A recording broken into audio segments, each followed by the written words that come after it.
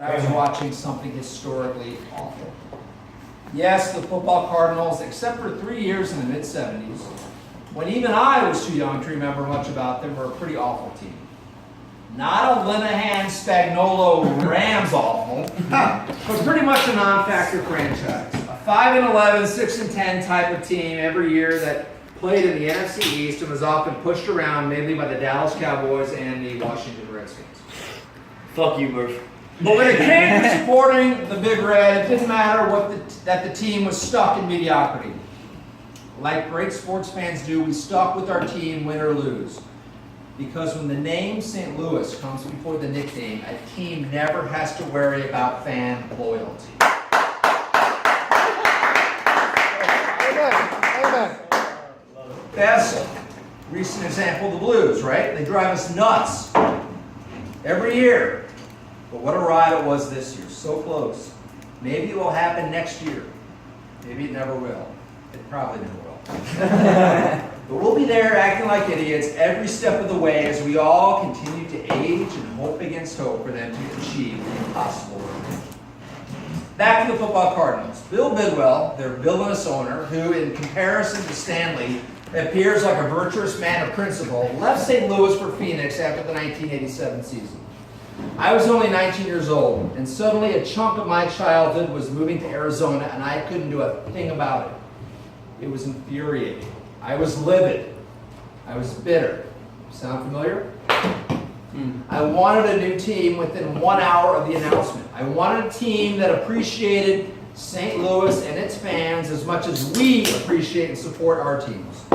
An expansion team would have been the ideal scenario. We were, in fact, the favorite to be awarded one of two teams in the 1993 NFL expansion.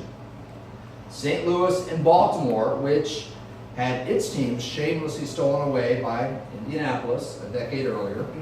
We even had a team name ready to go, the Stallions. You guys were playing with Transformers and watching Teenage Mutant Ninja Turtles when this was all happening. But in a very weird process in which the St. Louis contingent made plenty of mistakes, Baltimore and St. Louis were passed over in favor of Charlotte and Jacksonville. Charlotte, okay.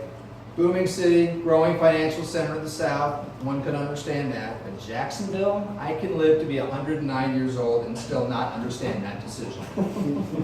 But in a world where all is fair in love, war, and franchise relocations, Baltimore stole the Cleveland Browns, and we attracted the LA Rams to St. Louis after we bent over, spread the city's collective asshole as wide as it gets, and let the Rams ram the worst stadium lease in sports history up our sphincters.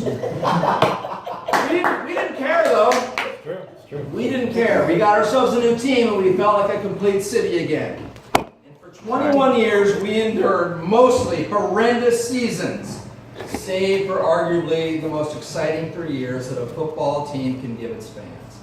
Thank God for the greatest show years.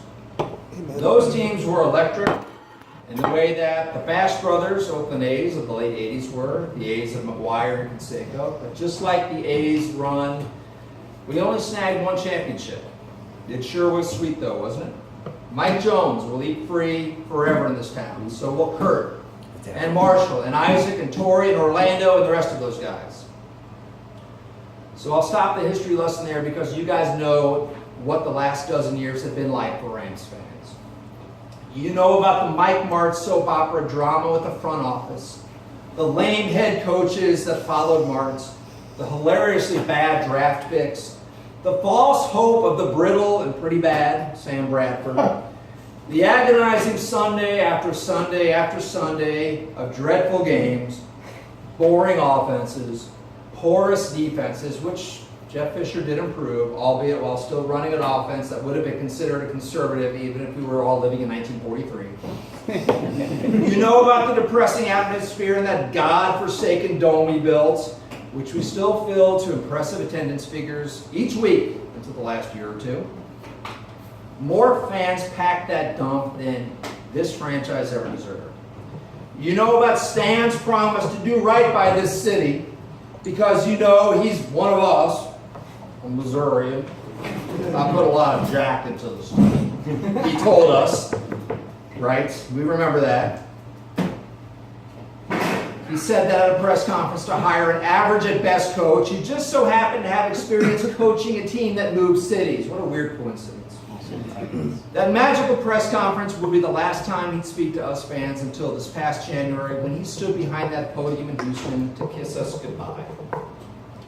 You know that in lieu of Stan speaking over the past few years, we were treated to a series of lies told by his weasel mouthpiece, Kevin Demoff, who openly fibbed about the team's commitment to finding a long-term solution here in St. Louis, even as Kroenke and he were plotting all along to make their move to LA.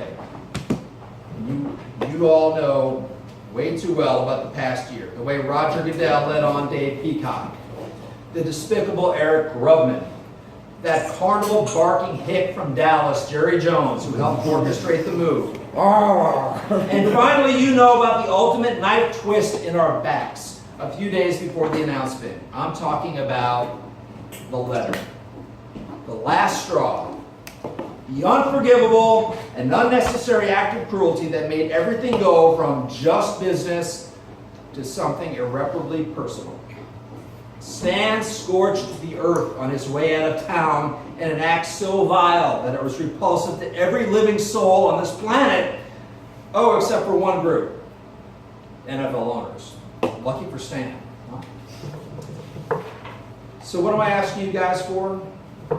I'm asking that when you leave here tonight, you think of the NFL the way you think of your high school years. Something that gave you some highs, some lows, but something that you have moved on from. Don't pick a new team in a distant city and give it your artificial support. You know you won't feel real love for that team. You can't fake sports fanaticism. You guys know that. If you leave tonight with a handshake agreement that you're all going to be Titans fans or Colts fans or Texans fans or whatever, you cannot tell me that you'll honestly feel love and devotion for that team. You can tell me that, but I won't believe you. But here's what I do know. I know that most of you, like me, feel the hate. The hate that comes from being spit on by the most disgusting man this town has ever had the misfortune of being associated with. The hate from being manipulated by a commissioner whose IQ seriously seems to disqualify him from serving even as Tom Brady's ball boy in the case that he is obsessed with, so that he can cover up all of the laughably bad decisions he has made during his reign of error as NFL commissioner. It's amazing. Goodell has done the impossible. He has actually made me root for Brady, Belichick, and the Patriots. I hope Brady wins his latest appeal and continues to clown Goodell. So I ask you tonight to make the NFL a former part of your life. I'm not asking you to renounce the entire sport. For all its flaws and its danger, I still love football. But get your football fix by rooting like mad for the Missouri Tigers or whatever your favorite college football team is every Saturday. Then, spend your autumn Sundays visiting the zoo, the art museum, the science center, catching up on Netflix, going to the movies, taking a day trip somewhere. Do stuff with your girlfriend. Treat her like a queen on Sundays. Say you don't have a girlfriend? Get one! I guarantee that at the end of each Sunday, instead of hearing the voices of Al Michaels and Chris Collinsworth, you'll be enjoying the sweet, sensual moans of your lady. Showing her so much special attention on an NFL Sunday. Never forget. The NFL pissed on our town, and worse yet, seemed to enjoy doing so while showing zero remorse. And again, not once, but for me and many of my age, twice. I will not spend another dollar in my life to support this league. If 10 teams were fighting to move here and build $1 billion stadium on the riverfront on their own dime, I would not want any one of them to come here. I want nothing more to do with this league, which, by the way, under the brilliant leadership of good old Raj, seems to be going quickly down the path of umpires throughout history that consider themselves invincible. The Roman Empire, the Confederate States of America, the Soviet Union, the NFL. Not Rest in peace. Rest in hell.